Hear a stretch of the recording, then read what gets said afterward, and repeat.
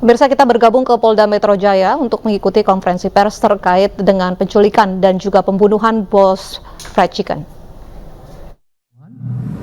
Pencurian dengan kekerasan dan juga penculikan terhadap anak-anak di bawah umur. Nanti akan disampaikan oleh Direktur, di mana ini adalah merupakan gabungan tim antara Polda Metro Jaya pada Unit 2 Subdit Jatanras, Dit Reskrim Polda Metro Jaya dan Polres Bekasi.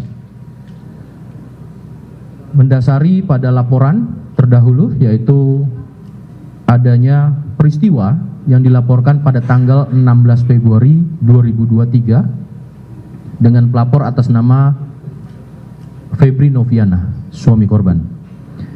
Kira-kira itu yang bisa saya sampaikan. Selanjutnya akan dijelaskan oleh Pak Direktur bagaimana kronologis dan kemudian dalam proses penyelidikan ini. Silakan kepada Pak Direktur. Assalamualaikum warahmatullahi wabarakatuh.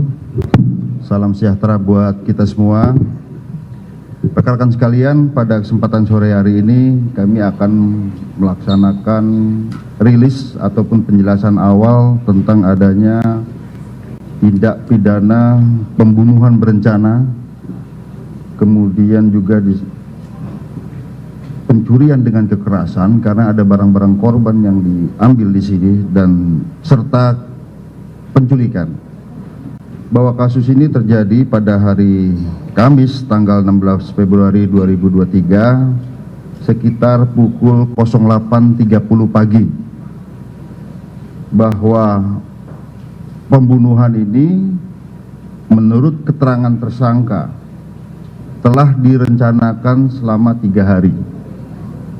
Kemudian pada hari itu korban masuk ke dalam rukonya untuk berjualan, dan pada saat masuk ke dapur langsung diadakan pemukulan menggunakan tabung gas kepada korban di arah kepala berkali-kali. Kemudian karena berteriak, kemudian dibantu oleh tersangka yang lain, yang ini adalah anak di bawah umur usia 14 tahun, ini membantu memegangi termasuk ikut memukul. Kemudian sampai dengan korban diduga ini sampai meninggal dunia, tersangka keluar. Kemudian ternyata ada tetangga-tetangga yang menghampiri ke dalam mendekati ruko, namun dijelaskan oleh para tersangka ini karena ada ular, sehingga tetangga-tetangga ini kemudian tidak jadi masuk ke dalam ruko tersebut.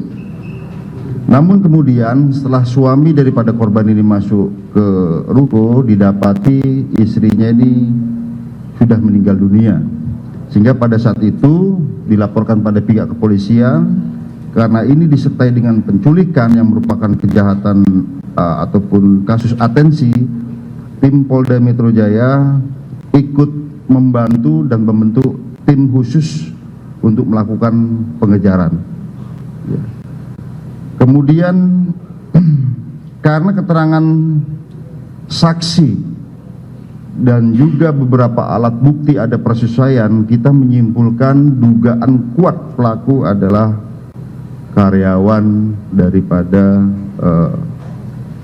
korban ini, yaitu ayam goreng ya, karyawan ayam goreng. Nah kemudian kami langsung melaksanakan pengejaran ya, tim gabungan antara Subdit Jatanras Ditreskrim Polda Metro Jaya dan Satreskrim Polres Metro Bekasi. Kemudian pada pukul 1 dini hari tadi pagi kita berhasil menangkap salah satu tersangka di daerah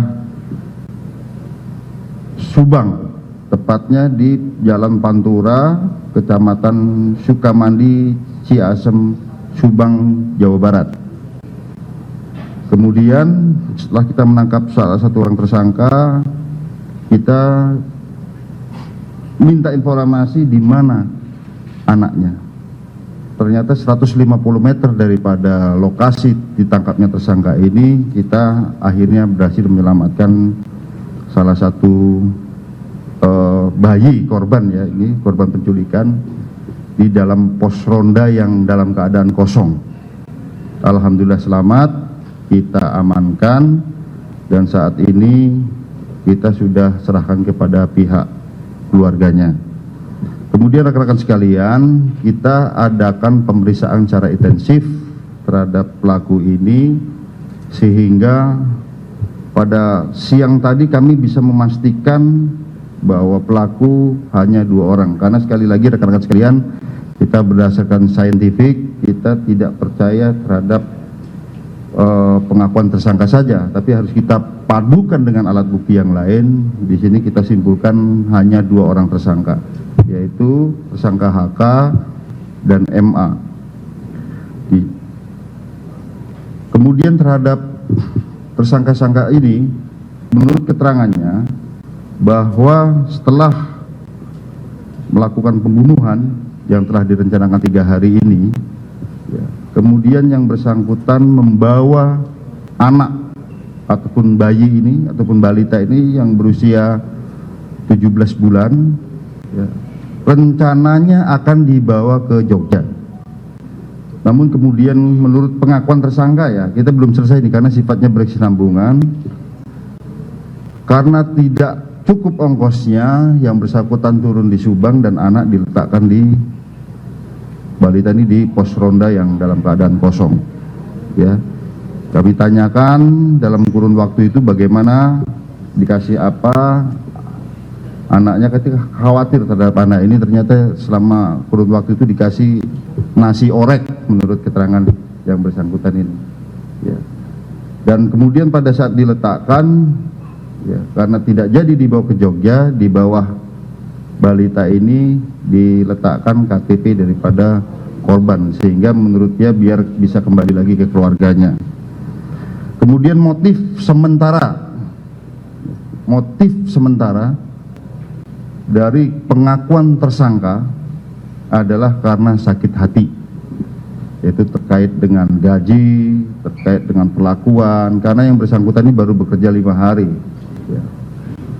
Kemudian sekali lagi kami akan melibatkan psikologi forensik untuk mengetahui motif sebenarnya daripada pelaku-pelaku ini, karena memang kita lihat selama integrasi yang bersangkutan ini seperti tanpa rasa penyesalan. Nah, ini harus kita dalami terus menggunakan otopsi psikologi terhadap pelaku-pelaku ini untuk mengetahui motif yang sebenarnya. Kemudian konstruksi pasal yang kami terapkan yaitu pasal 340 KUHP,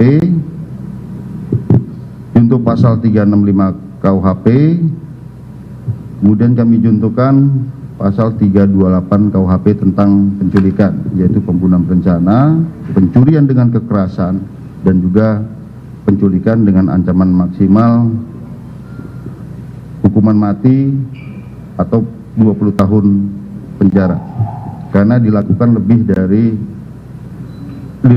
2 orang atau lebih. Ini kan 2 orang yang melakukan. Namun di sisi lain, ini karena melibatkan anak di bawah umur, kita juga terapkan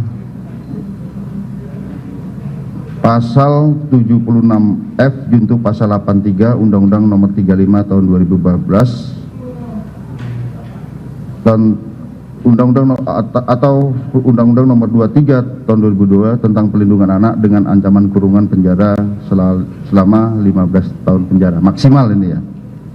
Dan juga terhadap tersangka anak ini akan diproses dengan Undang-Undang Republik Indonesia Nomor 11 Tahun 2012 tentang sistem peradilan pidana anak. Jadi sekali lagi rekan-rekan sekalian, kita pemeriksaannya ini bersifat berkesinambungan. Jadi awal pengakuan seperti ini yang kita curigai ini baru 5 hari bekerja, namun sudah melakukan pembunuhan berencana. Apa motif yang sebenarnya?